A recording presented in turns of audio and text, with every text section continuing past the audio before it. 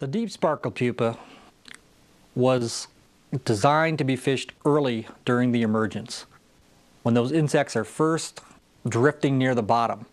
But as the hatch gets going, as the insects start getting near the top and struggling to get through the surface film, you get a concentration of food, and that's where the trout will move. And you can recognize the caddis hatch. You'll see the fish rolling, you'll see them breaking, you'll see them coming out of the water completely. The caddis emergence is on, and for that you need a fly that is very, very near in the surface film. Actually, the emergent pupa is a dry fly.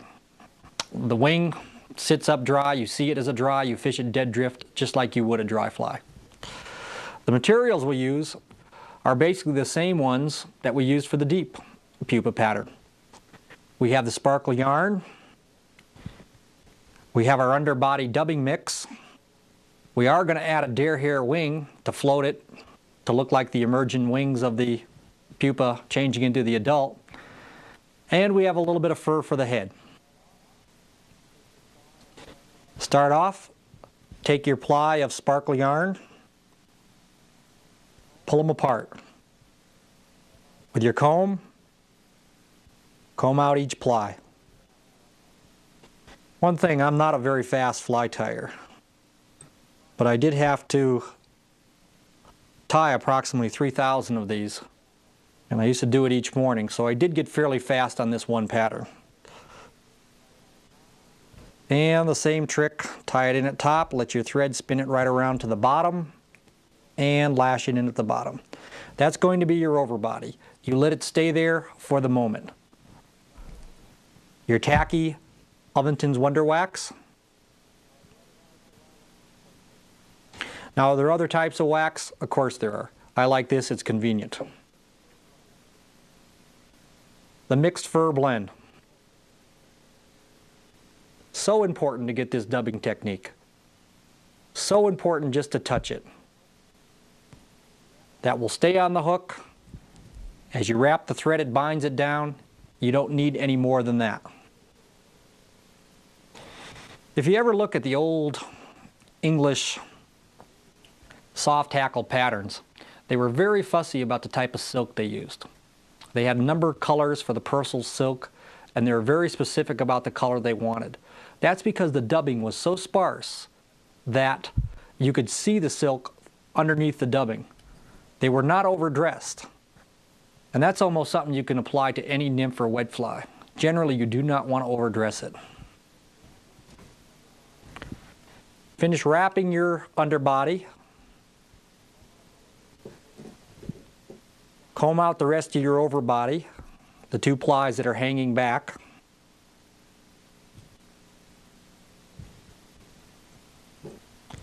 And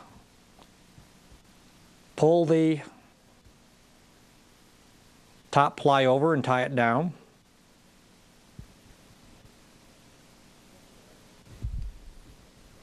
Couple of threads. Don't cut the stubs yet. Do the same thing with the underbody.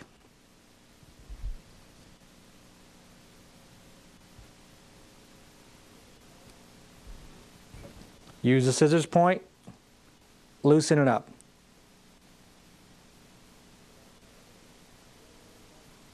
This adds a glistening, silvery effect when the fly is in the water.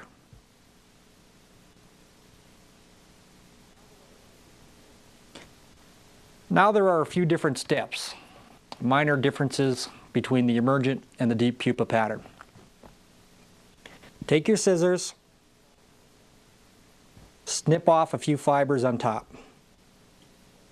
That back is going to be covered by deer hair anyway, so the fish wouldn't see any fibers that were on top. Let them dangle just a little bit off the rear of the hook. Now you can clip your stubs. Wrap down tight so you won't have any slippage. At this point again, throw in a couple of half hitches.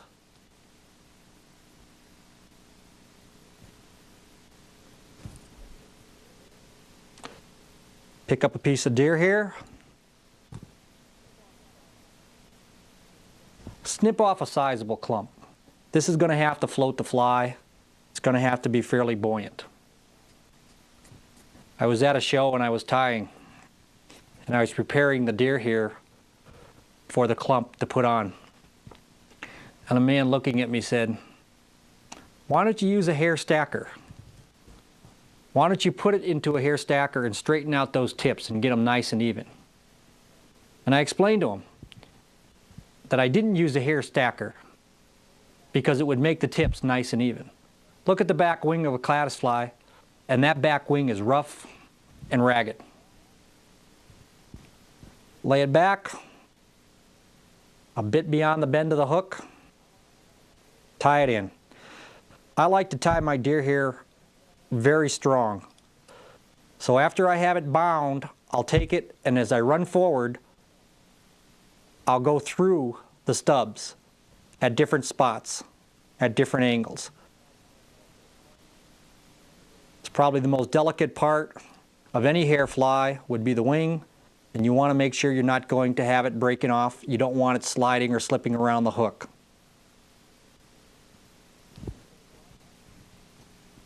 Snip those butts.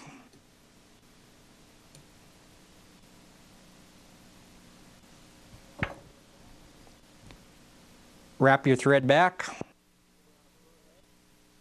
Now, you put on a fur head.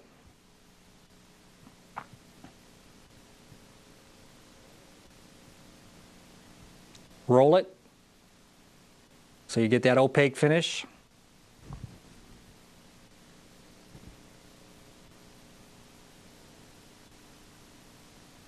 And the emergent pattern is done. Now what about fishing this fly? Why does it work? How does it work? You know, we did the underwater studies, and we watched the deep pattern underwater. Tremendous. When a fish moves, he sets up a feeding territory. He'll move 1.5 feet to the left to take the natural, and 1.5 feet to the right. The perfect imitation, he'll move 1.5 feet to the left and 1.5 feet to the right. But we started getting letters and comments about how great the emergent was. We had never done the underwater studies. There was no other emergent caddis pupa pattern around, and we just didn't want to tie up a drab one just to do the comparison. So we were lazy, and we just assumed it would be like the deep pupa, 3 times better than a drab imitation. But we kept getting these responses, and we kept on getting these great catches ourselves. And so we finally decided to go back and to figure out if there was anything special about the emergent, why it was catching fish, sometimes in tremendous numbers. We looked at it underwater, and what was happening is that fly, because of the antron, because those fibers didn't mat or felt together, that there were a lot of little air spaces, and it would grab oxygen bubbles from the meniscus, from the surface film, and it would be clustered in natural air bubbles, and some would be hanging off that little tail to the back that trails behind, and they'd be kicking off. And we'd see fish, and you'd see a fish move 1.5 feet to the left for the natural or 1.5 feet to the right. All of a sudden, especially on flat, clear water where you could really see it, you would see the fish break off his feeding pattern, no matter what he happened to be working at, and come streaking across and nail the emergent pattern. That has nothing to do with imitation. That's not imitation at work. What you're working at there is the theory of attraction. Maybe the trout thinks it's a terrestrial. Maybe it sees an insect that's on the surface, kicking its legs, driving the air bubbles under. Maybe just curiosity. It comes over to investigate. But he comes and he hits it hard. And there are times, especially on clear water, especially on still, flat waters, when the emergent does seem to have a bit of magic to it.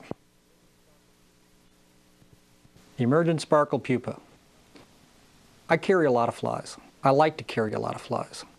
But if there's one that I would not want to be without, especially during a caddisfly hatch, it's the Emergent Sparkle Pupa.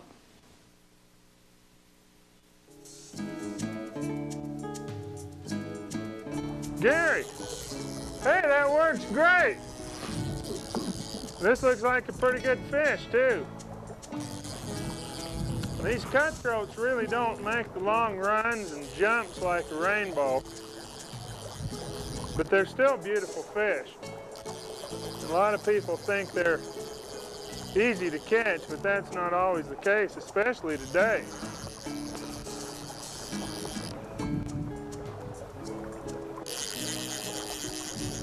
Get him up here. Boy, that's a pretty colored fish.